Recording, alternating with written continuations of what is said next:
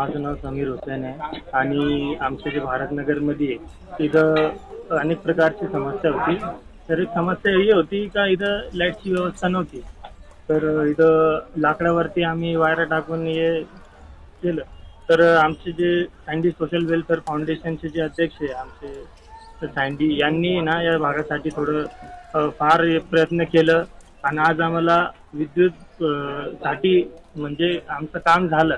आम्हाला या कामामध्ये यश मिळाले।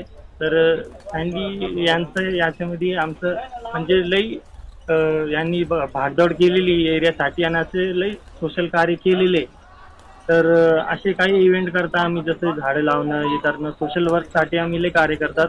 तर आमचं जे सोशल वेलफेअर फाउंडेशन आहे ते सँडी यांचं आहे। लो गुरु माहिती आपका नाम? जय भीम जय शिवराय। माझं नाव सँडी गुरु। मी सँडी गुरु सोशल वेलफेअर फाउंडेशनचे अध्यक्ष आहे। मी औरंगाबाद शहरामध्ये विविध सामाजिक सेवेचं काम करते आणि विविध सामाजिक प्रश्नांवरती मी सरकार दरबारी लोकांच्या मागण्या पुरवण्याचं काम करत आहे। आणि या सगळ्या कामामध्ये हे समीर भाई पण मला बरीच मदत करतात। समीर भाईंच्या सहकार्याशिवाय मी एकटीनं तर हे सगळे काम करणं शक्य नाही आहे। आणि मला असं वाटतं की समीर सारख्या युवकांनी समाजसेवेमध्ये आजकाल पुढे यावं।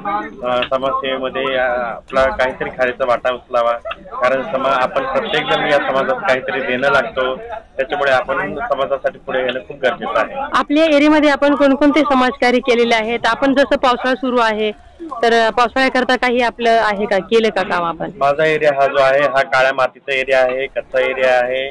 इथे म्हणजे बरेचसे समस्यांना आम्हाला तोंड द्यावं लागतं। आमच्या एरियामध्ये पक्का रस्ता नव्हता। पक्का रस्त्यासाठी मी विविध निवेदनं दिले।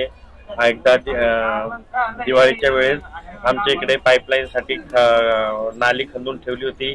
ते लोक नाली खंदून चालल्या गेले, त्यांनी पाईप पण नाही टाकले, काहीच नाही केलं। आमच्या एरियातल्या लोकांचं येणं जाणं मुश्किल होतं। तर आम्ही मग मी फेसबुकवरती लाईव्ह दिलं, इंस्टाग्रामवरती लाईव्ह दिलं की ही नाली खंदून सदरील लोक गायब झालेले आहेत आणि या एरियातल्या विद्यार्थ्यांना आणि वृद्ध लोकांना या सगळ्या गोष्टीचा त्रास होतोय। तर 2-3 दिवसात येऊन ते लोक नाली येऊन पण बंद करून गेले। या एरियात आमच्याकडं विद्युत पुरवठा खूप दूरच्या खांबावरनं आहे।